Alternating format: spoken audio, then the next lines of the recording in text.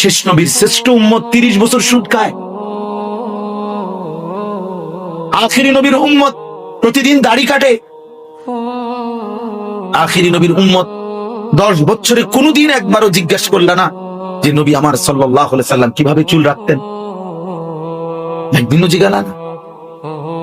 রাসূলুল্লাহ সাল্লাল্লাহু আলাইহি সাল্লামের একজন সাহাবী, উনি একটা ঘর করছিলেন, ঘরের শুধু উঁচা করছে একটু, ঘরটা স্বাভাবিক অন্যদের ঘরের চাইতে একটু উঁচা, একটু ডিজাইন করছে। সোজা কথা, নবীজি যাওয়ার পথে শুধু এমনি তাকাইছেন, তাকাইয়া সাহাবাদেরকে বলছেন, এটা কার ঘর বানাইলো, এটা কি বানাইলো, এই কথাইটা বলছে। সাহাবীরা পরবর্তীতে একটু পরেই ওই সাহাবীকে শুনাইছে যে তোমার ঘরটা দেখা নবীজি চোখ তুলে তাকায়া চেহারা দেখে মনে হয়েছে নবী খুশি হইতে পারে নাই। নবীজি সাল্লাল্লাহু আলাইহি সাল্লামের চেহারাটা একটু মলিন হয়েছে, তোমার ঘরের দিকে তাকায় এর দূরে শুনাইছে। আল্লাহর কসম কিতাবে লিখছে ওই সাহাবী ওনার ঘর ভাঙ্গিয়া সমান কইরা নবীজির দরবারে আয়েশা বলছি, ইয়া রাসূলুল্লাহ, আমি আমার ঘর সমান করে, আমি শুনছি যে আপনার চেহারায় একটু মলিন মনে হয়েছে, আপনি পছন্দ করতে পারেন নাই, আমার ঘরটা একটু উঁচা করছি।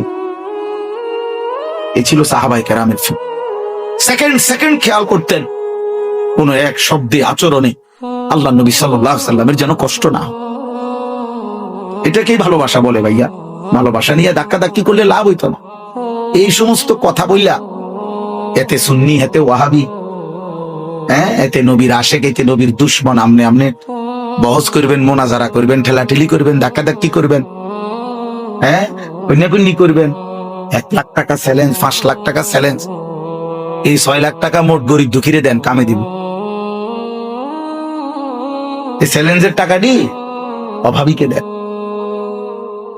গরিব অসহায়কে দেন, কামে দিবে, ভালো হবে, ফায়দা হবে মানুষ। এই জন্য যে কোন মুসলমান যারা নবী সাল্লাল্লাহু আলাইহি সাল্লামের ভালোবাসা নিয়ে ধাক্কাধাক্কি করেন, এইখানে একজন ভাই, একজন দাদা, একজন বাপ, চাচা, আপনারে বলি, আপনি এনে আসেন, এনে দাঁড়াই, আপনি আপনাদের ছেলেদেরকে দেখেন। এই ছেলেগুলো এরা সবাই, এরা কি নর্থ বেঙ্গল থেকে আসছে বলেন? এরা কি পার্বত্য চট্টগ্রামের ছেলে? এরা কি আপনার চিটাগং থেকে আসছে এখানে? এরা রংপুর দিনাজপুরের ছেলে। সর্বোচ্চ 20 কিলোমিটারের 30 কিলোমিটার এরিয়ার ছেলে পেলে হবে, ঠিক না? তাহলে এই মাত্র 30 কিলোমিটার এরিয়ার মুসলমানের ছেলে পেলে, মনে করেন এখানে যদি 1000 ছেলে হয় বা 2000 ছেলে হয়, তো মুসলিম ছেলে এদেরকে এখানে দাঁড় করাইয়া একসাথ করে আপনি জিজ্ঞাসা করেন, বাপ, নবী সাল্লাল্লাহু আলাইহি সাল্লামের একটা সুন্নাত তুমি বলো, তোমার চুল কার মতো, তোমার গেঞ্জিটা কার মতো, তুমি সারা দিনে পেশাব করছো যতবার, পানি নিছুনি, টয়লেট পেপার ব্যবহার করছনি, আজকের সারা দিনে তুমি নামাজগুলো পড়ছনি, আর যদি পড়ে থাকো তুমি রুকু দাও তো, সেজদাটা দাও তো সুন্নাত মোতাবেক, সুন্নত তরিকায় ওযু কেমনে নবী করতেন তুমি দেখাও তো, নবীজি ফরজ গোসল কিভাবে করতে বলছেন, বীর্যপাত হলে যে গোসল ফরজ হয়, এই ফরজ গোসলটা কেমনে করতেন আপনি জিজ্ঞাসা করেন তো।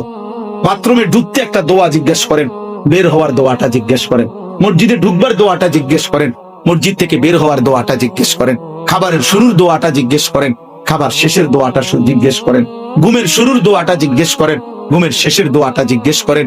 এত কিছু যদি সবকিছুর উত্তরে না হয়, সবকিছুর উত্তরে যদি না হয়, ও বা আমরা, আমাদের এই সমাজ নবীর আশেক হইলাম কিভাবে আমরা? বলেন, ইনসাফ করেন, ইনসাফ করেন।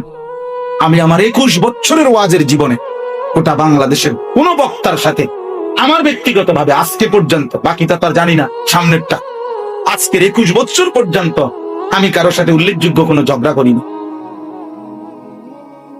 আমার ওয়াজের বয়স 21 বছর, আলহামদুলিল্লাহ। আমার বক্তব্য এটাই।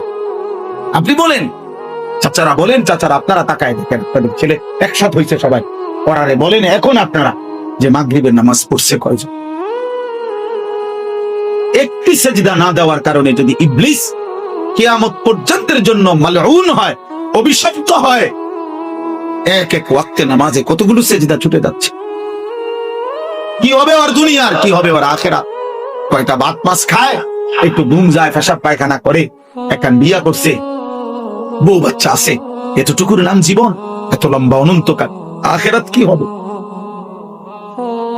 ফাকাইফা তাত্তাকুনা ইন কাফারতুম ইয়াওমান ইয়াজআলুল বিলদানা শিবা। আল্লাহ তাআলা বলছে, বান্দা তোমরা যে নাফরমানি করছো, সেই দিন আখিরাতে একদিন তোমরা সেদিন কেমনে বাঁচবা? আল্লাহ বলছে, আখিরাতের একদিন দুঃখ কষ্ট আর পেরেশানিতে কুলের বাচ্চা বুড়ো হয়ে যাবে। একদিনে একদিন একদিন।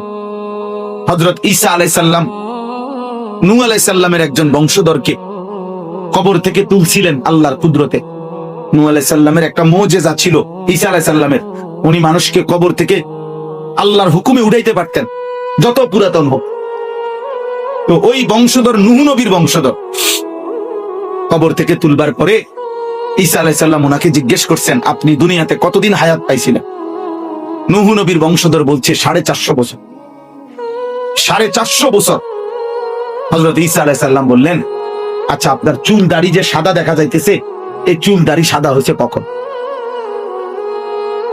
ওই নূহ নবীর বংশধর বলছে, হে নবী ঈসা, আল্লাহর কসম 450 বছরে কোনোদিন আমার চুল দাড়ি সাদা ছিল না, কালোই ছিল মৃত্যু পর্যন্ত।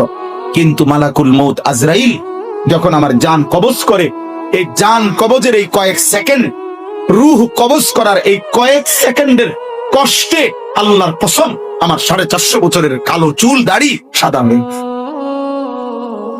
আমি নিজে কিতাবে কি ভাবছো বাবা? তোমরা ছেলেরা ইদানিং কালে আইসা খুব বেশি বাড়াবাড়ি করতেছো, খুব বাড়া। দোস্ত, এর খেসারত তোমাদেরকে দিতে হবে। তোমার পাপের প্রায়শ্চিত্ত তোমার দাদাই করবে না, তোমার দাদা আগেই মরে যাবে। তোমার পাপের খেসারত তোমার বাপ দিবে না, তুমি দিবে। তুমি কি ভাবছো বাবা?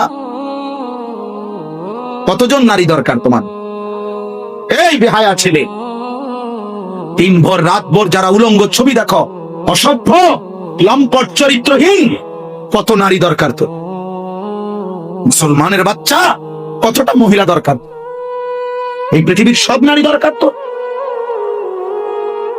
এক মানুষের কয়টা মহিলা দরকার? একজন পবিত্র স্ত্রী নিয়ে একজন পুরুষ 70 বছর পার করে দেয় না? তুমি যদি একজন পবিত্র স্বামী স্ত্রী, তোমার মা বাপ তাদের বিবাহ হয়েছিল, তারা স্বামী স্ত্রী ছিল, তাদের পবিত্র ভালোবাসার বরকতে তুমি এই পৃথিবীতে আসছো।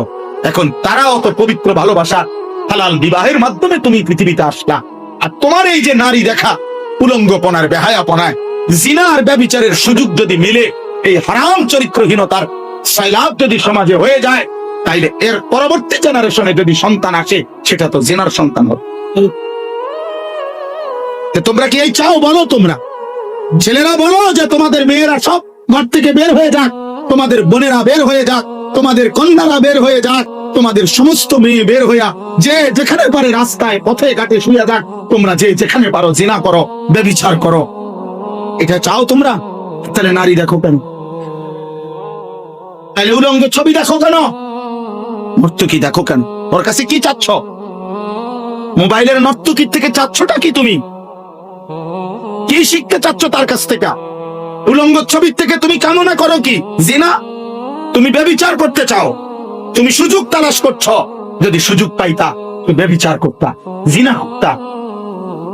আসমানের নিচে জমিনের উপরে আল্লাহর সৃষ্টির মধ্যে খোদার কসম নবী বলছে, জিনা এবং ব্যভিচারের চাইতে, নারী এবং পুরুষের হারাম সম্পর্কের চাইতে এই সৃষ্টি জগতে এর চাইতে বড় কোনো অপরাধ নেই।